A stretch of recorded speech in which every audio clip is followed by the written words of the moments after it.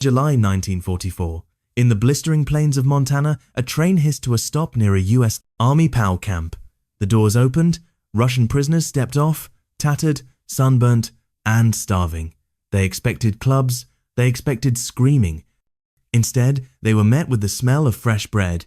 Inside the mess hall, there were jugs of chocolate milk, fried pork chops, grapefruit. One Russian POW wept.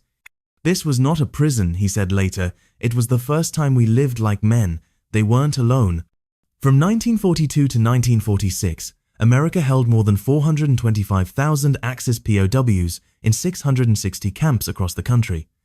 Over 15,000 were held in Missouri alone, scattered in places like Camp Weingarten, Fort Leonard Wood, and Camp Clark.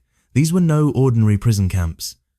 In fact, by German and Soviet standards, they barely resembled prisons at all. They were clean, barracks had heat, electricity, and running water.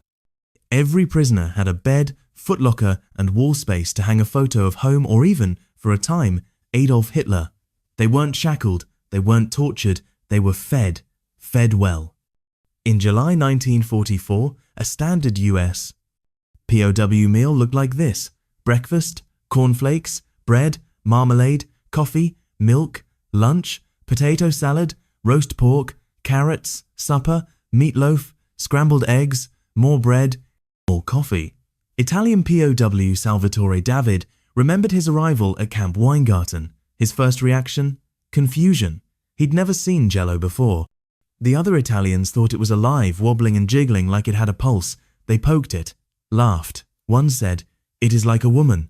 At first, the food was foreign: hot dogs, corn, ice water. But the Americans adapted. On July 1, 1944, Washington gave the green light for custom rations. Italians began receiving more pasta, onions, and tomato paste. Germans got wurst, pig's knuckles, and dark bread.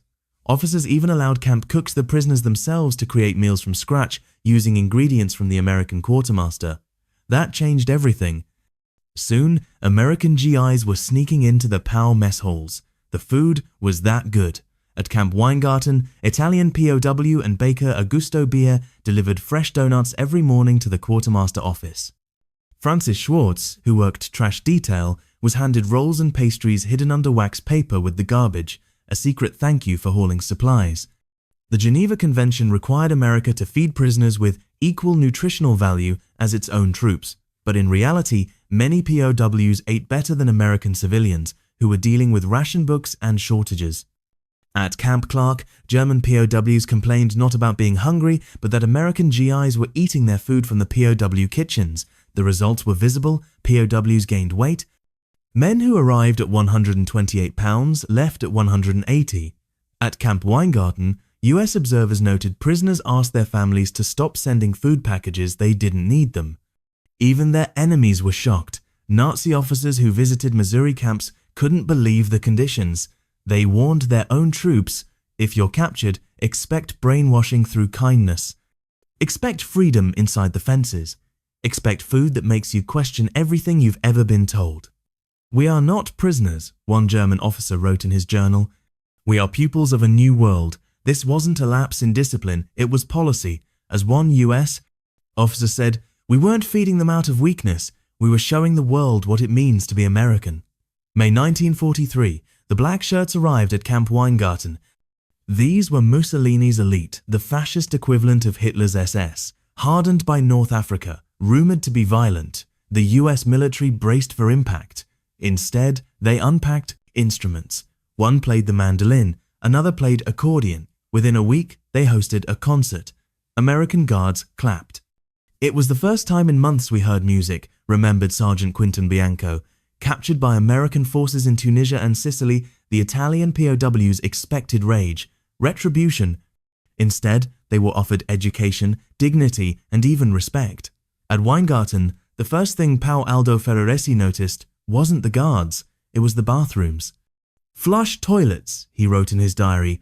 "Hot and cold running water. Americans are very, very clean. We are stinking dirty." The entire POW intake process was meticulously organized. Haircuts, showers, disinfection, uniforms. "We pass in front of wooden boxes," Ferraresi wrote. where an American soldier sprays us with something that burns, but briefly. Everything is done with care. He couldn't believe it. On the train to the camp, soldiers handed out paper plates, wooden forks, and 2 slices of salami between bread.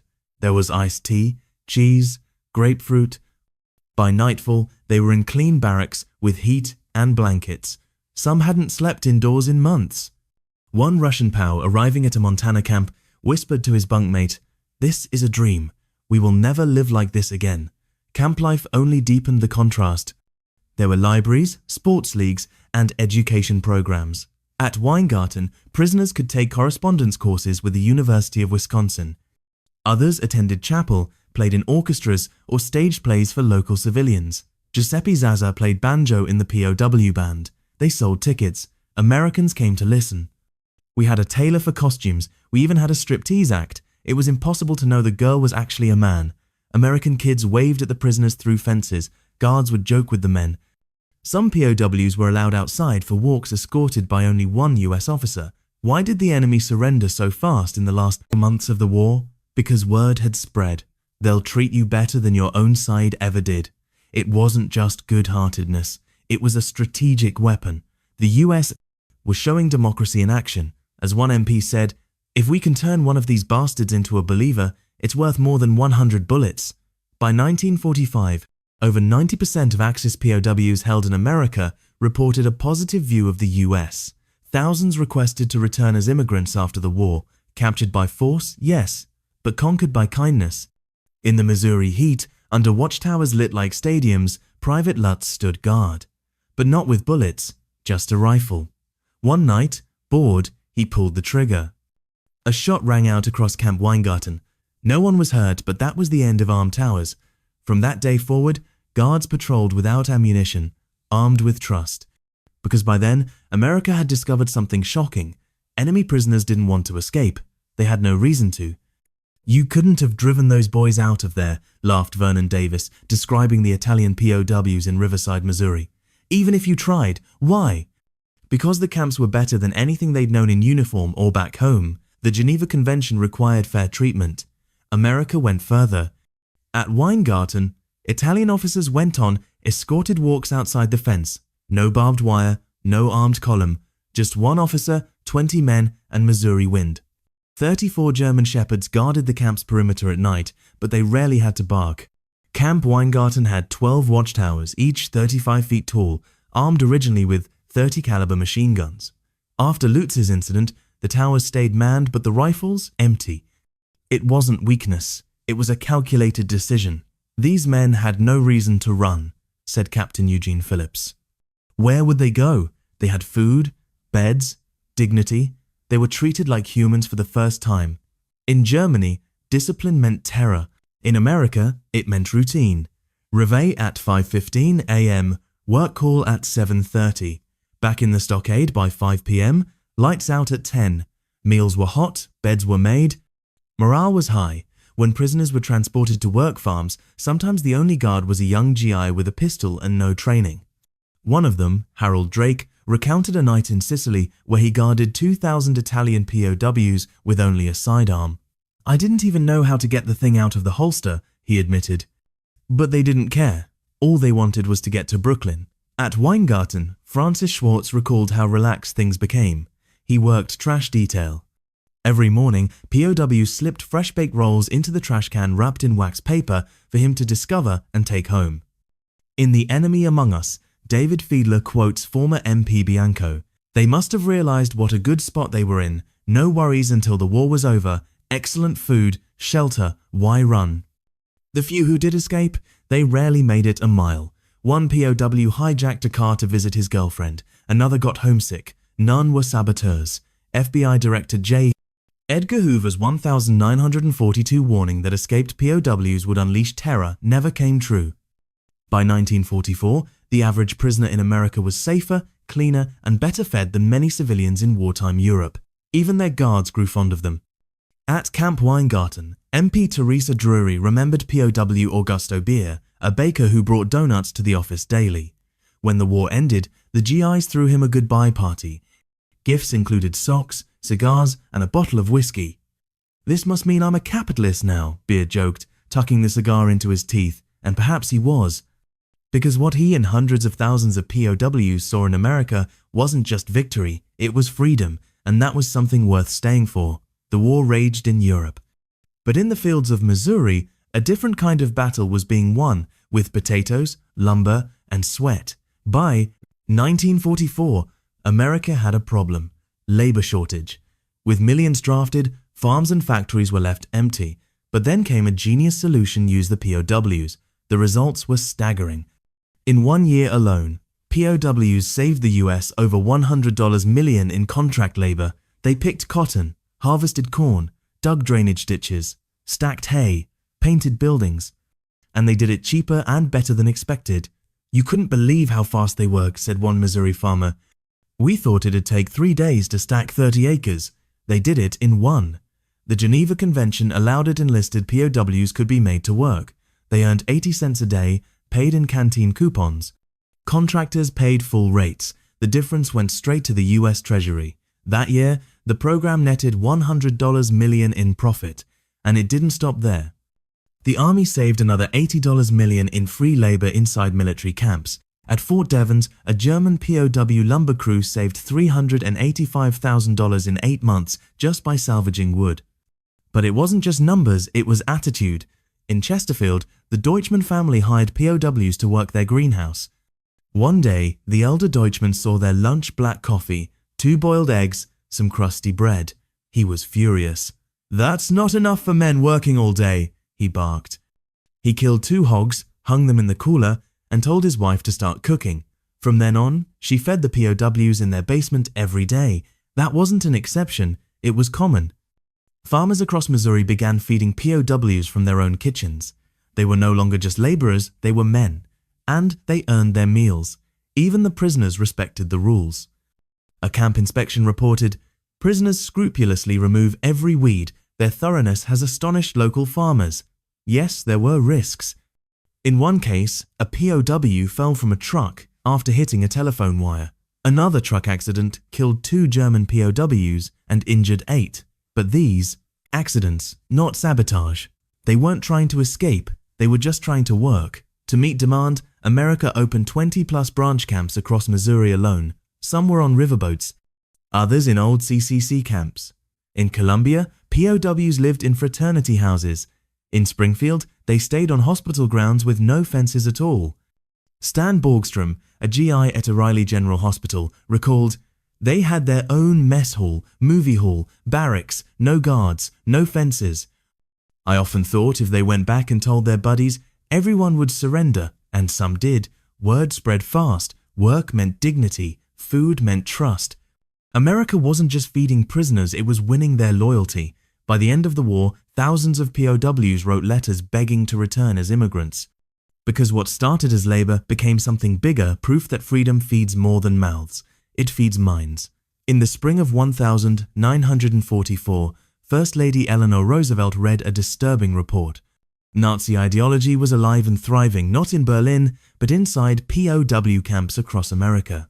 Fanatical officers were holding midnight courts, threatening fellow prisoners, and preaching Hitler's gospel. She was furious. "We have these men in our hands," she said, "and we're letting Nazis run free."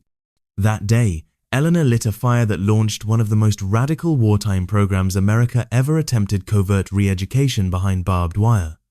It would become the Special Projects Division, a secret US Army initiative to do something no other military had dared: convert enemy soldiers into democratic thinkers. And it worked. The idea was simple and dangerous: create newspapers, offer classes, and screen films inside the camps that promoted the ideals of democracy, free speech, and freedom of religion. In other words, counter the Third Reich using books, not bullets. It started small, just a few instructors, a newsletter, and some hand-picked anti-Nazi POWs, but it exploded. Within a year, over 73,000 POWs were reading Der Ruf, The Call, a German-language newspaper written by prisoners under American supervision. It was filled with articles about liberty, post-war rebuilding, and why America wasn't their enemy, their regime was. One POW wrote, "We were told America was a land of greed, but here I learned that free men work not from fear, but from hope. The Special Projects Division also printed 24 paperback books, novels, poems, and political texts which prisoners could buy for 25 cents in camp canteens. Titles by Goethe, Schiller, Thomas Mann. No Nazi propaganda, only truth. At Fort Slocum, New York, the Army secretly trained 200 officers and GIs in how to teach enemy soldiers the foundations of freedom. They studied Nazi psychology, American history, how to disarm hate without drawing a gun. In the camps, it looked like this: movie nights where German soldiers watched American films about civil rights, family, and jazz. Guest lectures on the Constitution and separation of powers. Discussions about the Nuremberg laws and what happens when power goes unchecked. But this wasn't just idealism, it was strategy. General Alan Gullion, the Army's provost marshal, said, "We're not trying to Americanize them, we're teaching them how to go home and build a world we can live in." Not every POW welcomed it. Some Nazi loyalists scoffed, refused to attend screenings, or even threatened others who cooperated. That's when America drew the line. Fanatics were separated from moderates. Nazi diehards were sent to segregated camps. The rest, the reachable ones, were kept inside a new kind of classroom. The result? Former enemies became future allies. By 1945, many German POWs said they believed democracy could work in Germany. Some even asked to help rebuild Europe under American guidance. "We learned more in that camp than in 10 years under Hitler," one POW wrote. This was the real seats raised.o, pawn in 10 years.o. Victory. Not just defeating the Axis armies, but defeating their ideas. The 25th of March, 1944.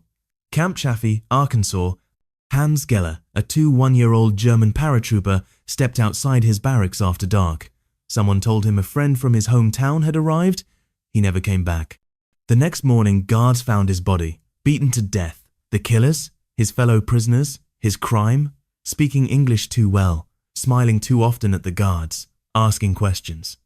Welcome to the Nazi shadow government inside American POW camps, where kangaroo courts, threats, and executions were happening under the US flag.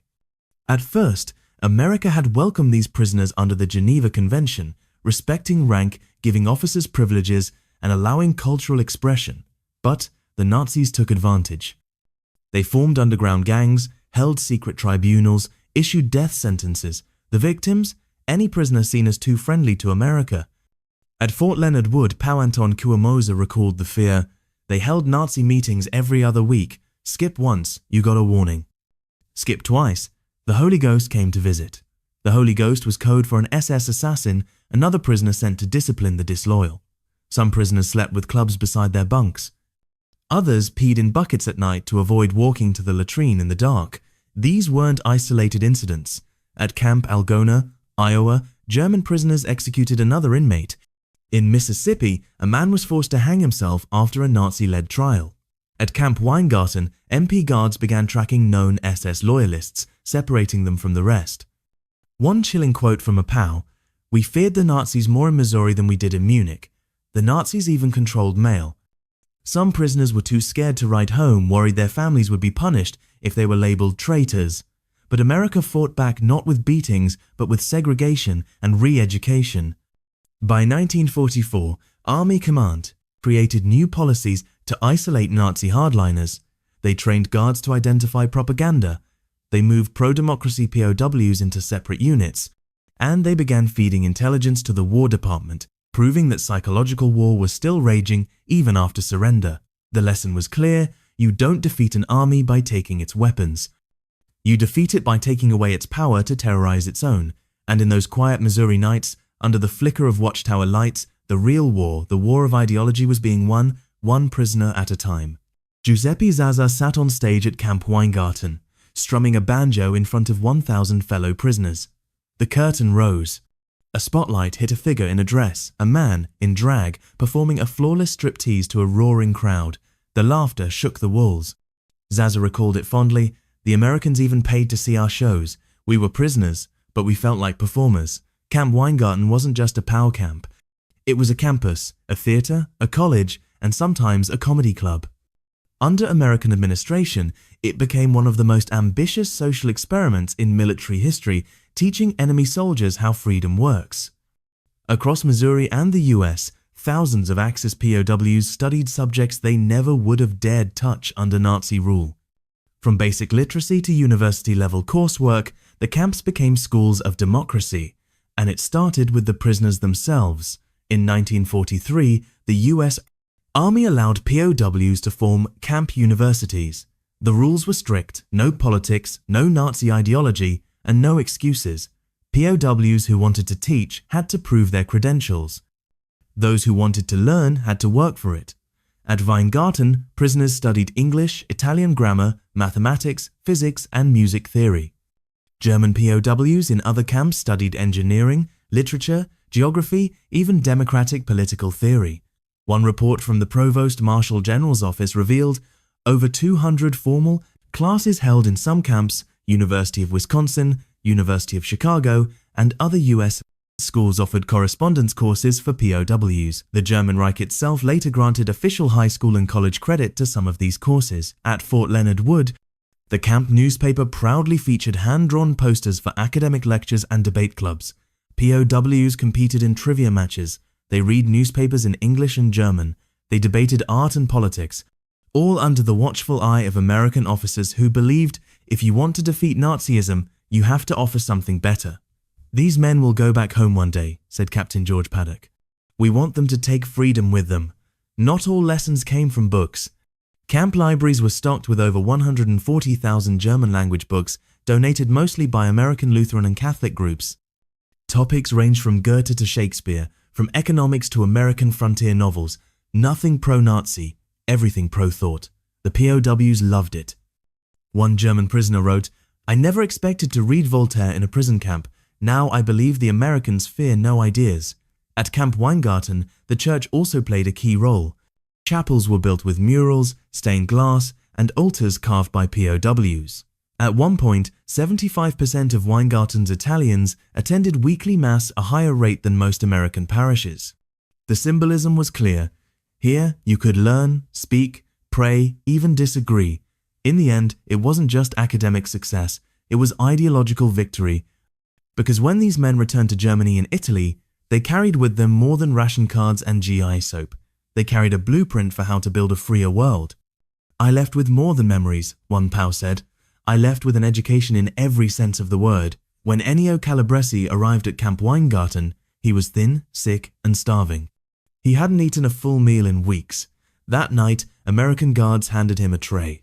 On it, fried pork chops, potatoes, warm bread, iced tea, grapefruit, and 2 jugs of milk, 1 regular, 1 chocolate. He froze. "It had to be a mistake," he said. "I slipped bread into my pocket, just in case it was the last real food I'd get." It wasn't. At Missouri POW camps, food became America's secret weapon. Not bullets, not barbed wire, just calories, kindness, and cookouts. By 1944, the US was feeding over 425,000 POWs across 660 camps. But unlike the brutal starvation seen in Axis and Soviet prisons, America followed the Geneva Convention to the letter and then went beyond. Prisoners received the same meals as American GIs stationed stateside. No scraps, no rot. A typical menu looked like this: breakfast, cornflakes, cake or bread, jam, coffee, milk; lunch, roast pork, potato salad, carrots; dinner, meatloaf, scrambled eggs, bread, iced tea. The result? POWs gained weight. A lot of it. Inspections from Camp Weingarten confirmed. Prisoners went from 128 pounds to 180 inches. A matter of months, GIs reported seeing rounder, happier POWs than they remembered from battlefields. Many POWs wrote home asking their families to stop sending food. They had more than enough. One reason? The camp cooks were prisoners themselves. Italian mess sergeants were given control of the kitchens with American supplies. They made lasagna, veal, handmade pasta, and desserts that stunned even the guards. "They took a plain cut of beef," said a Street Louis Post-Dispatch reporter, "and turned it into a masterpiece." American soldiers began skipping their own mess halls to sneak into the POW kitchens. At Weingarten, the guards often had to be physically removed from the prisoner dining halls just to maintain order.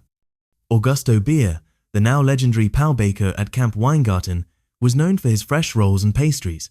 Every morning, he delivered baskets of donuts and cakes to the quartermaster's office, all homemade, all delicious. He used to hide. "The rolls in the trash bins for me," said camp worker Francis Schwartz. "It was the best bread I ever had." Even German POWs got in on the culinary excellence. At Camp Clark, US, guards were caught eating through the POW rations, prompting an official complaint to the Swiss Red Cross inspectors. Outside the camps, POWs sent to local farms were often fed like family. One Missouri farmer killed 2 hogs just to ensure his POW workers got a proper lunch. Another housed them in his basement, serving beer and lunch meat during break time. And it wasn't just the food. In many camps, POWs were allowed to buy ice cream from the canteen with their earned coupons. Some bought chocolate bars. Others, especially officers, even got limited beer rations. The army didn't see it as weakness, they saw it as power. "You can't beat someone by treating them worse," one officer said. "But you can beat them by showing them what better looks like." The enemies couldn't believe it. Inside the wire, they were free to cook, pray, laugh, and eat like kings. And outside the wire, they would one day tell their children, "The Americans fed us like we were their own." Because in the end, America didn't just win with might, it won with meatballs and vanilla ice cream. In the Montana cold of early 1945, a Russian POW stood at the barbed wire fence and wept. "Do not send me back," he told the American sergeant.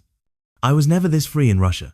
That single moment echoed through hundreds of camps across the US, where enemy soldiers, including Italians, Germans, and Russians, realized that America gave them more dignity in defeat than their own countries had given them in service. For many, it wasn't just better food or warm beds. It was freedom, the kind they'd never known under totalitarian regimes. In Missouri's Camp Weingarten and Fort Leonard Wood, this truth unfolded daily. POWs had libraries, orchestras, newspapers, theater troupes, and church services. But what stunned them most wasn't the amenities, it was choice. At Camp Weingarten, Italian POWs chose their class schedules. They chose whether to work. They wrote letters home freely. They voted in camp leadership elections, something many had never done under Mussolini. "I voted here," one Italian officer wrote home, "before I ever voted in Italy." One German POW, a schoolteacher named Karl Mayer, began learning English so he could read the American Constitution. He later taught a weekly course on it to fellow prisoners. "To think this was written by farmers and printers," he said, "it's stronger than tanks." The shock wasn't just internal. When Soviet inspectors visited American camps holding Russian POWs and defectors, they were horrified. They saw ice cream machines, dental care, orchestras, and Christian services. One Soviet colonel snapped, "Do not let the others see this. They must not know what they are missing." Russian prisoners, many of whom had defected or been conscripted into German ranks, knew the truth. If they returned to Stalin's USSR, they'd be treated as traitors, tortured, shot, or shipped to Siberia, so they begged to stay. One unnamed Russian POW told guards at Camp Clark, "Send me to Alaska. I'll dig roads, I'll clean latrines, but please, not home." These weren't dramatic exaggerations. These were real pleas from men who had known both totalitarian terror and American tolerance.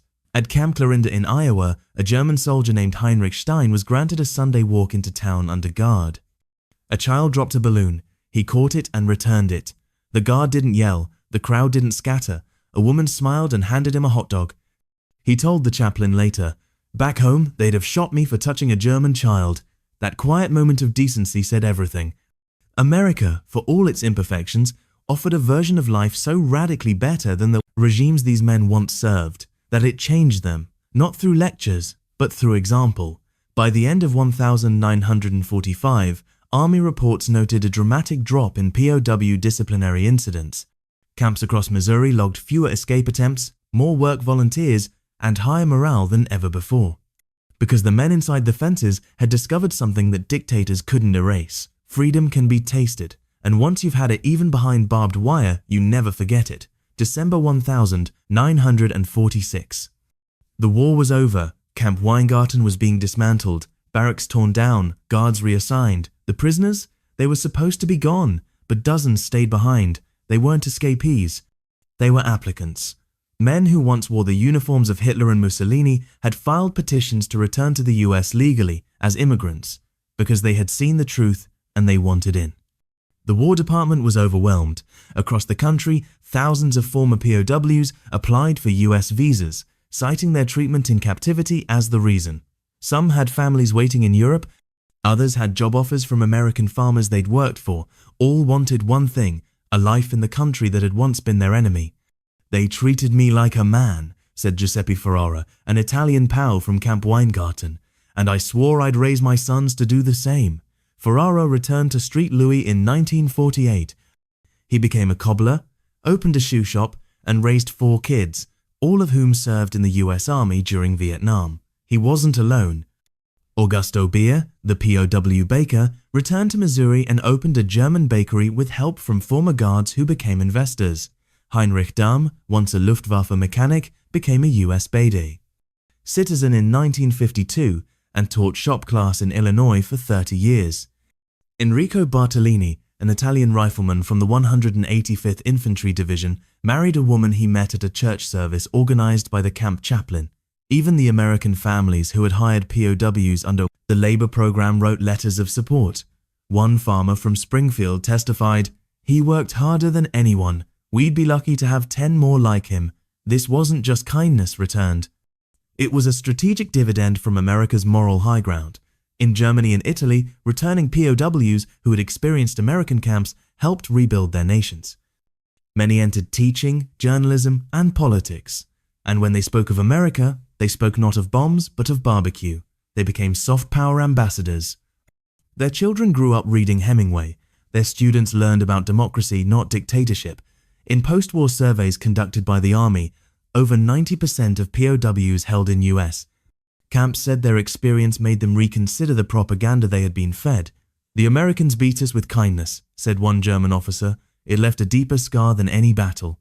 That scar, it healed into respect, because America didn't just win the war with steel and fire. It won with trust, truth, and tray after tray of food served to its former enemies." And for thousands, that unexpected decency became the first step toward citizenship, not by force, but by choice. It was 1947. The guns had gone silent, camps had closed. The prisoners had gone home. But in a small town outside Munich, a local newspaper ran a new editorial pro-democracy, anti-Soviet, written in perfect English. The author? A former POW from Camp Weingarten, Missouri. "We learned what freedom meant, not from books," he wrote, "but from being treated like men, even in defeat." This wasn't an isolated case. Across post-war Europe, former POWs who had spent years in US camps became the first messengers of democratic ideals. They told stories not of interrogations and brutality, but of steak dinners, baseball games, and quiet dignity behind barbed wire. In dozens of interviews, POWs said the moment they started to doubt the Nazis wasn't during the battle, it was during captivity. Why would the so-called enemy offer books, education, and laughter? The US Army knew exactly what it was doing. The Special Projects Division, launched quietly in 1944, had trained over 200 officers to turn American POW camps into ideological incubators. With newspapers like Der Ruf, theater productions, university courses, and Hollywood film screenings, the US didn't just house enemy soldiers, it converted them. In 1945, over 73,000 German POWs were enrolled in the program. At least 24 educational texts were printed, all in German, promoting human rights, democracy, and the American way of life. Over 140,000 books were made available in camp libraries, carefully selected to build critical thought. But the real impact didn't show up in files. It showed up in 1948, when Konrad Adenauer, Germany's new chancellor, cited the need to rebuild a country with the moral clarity of our conquerors. It showed up in 1951, when Italian and German cities that had once hosted fascist rallies opened their first American libraries funded in part by former POWs. And it showed up in classrooms, where ex-POWs who had studied Shakespeare and US civics behind barbed wire now taught their own children about freedom. Even Soviet intelligence took notice. A 1,949 KGB internal memo warned, "The former prisoners of America have become ideological weapons. They poison Europe with their optimism." Optimism, that was the secret. While other victors imprisoned and punished, America educated and elevated. It gave enemies a glimpse of what life could be, then sent them home. Some called it risky, but it wasn't just smart.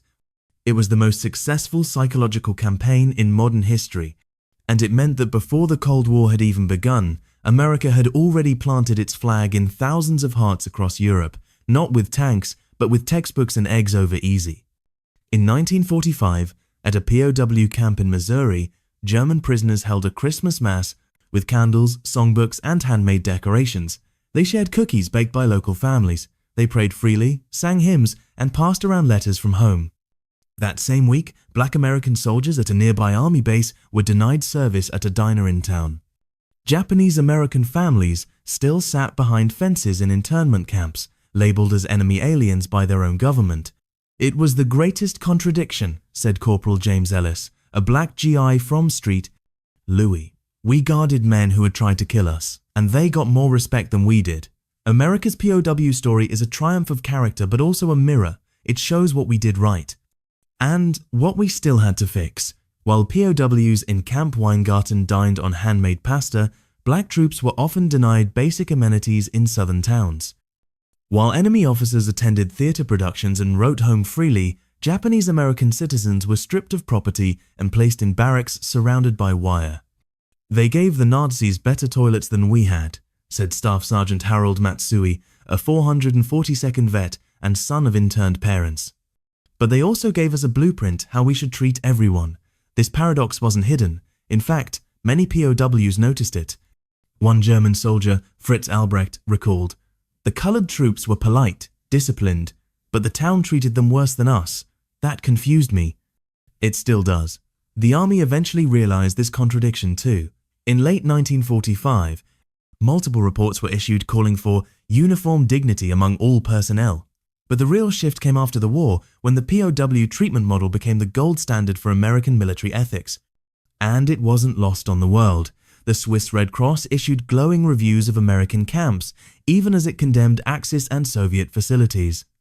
Inspectors reported, "Zero signs of intentional malnutrition, no evidence of systemic abuse, POWs given religious freedom, medical care, and educational access." Meanwhile, the stories coming out of Axis camps were horrific. Starvation, torture, execution.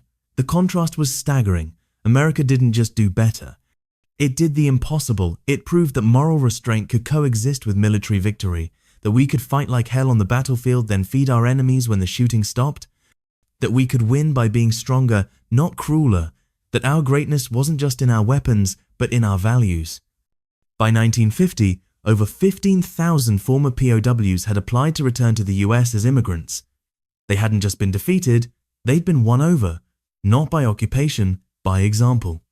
That is how America, flawed, fierce, and free, showed the world that sometimes the greatest act of power is mercy.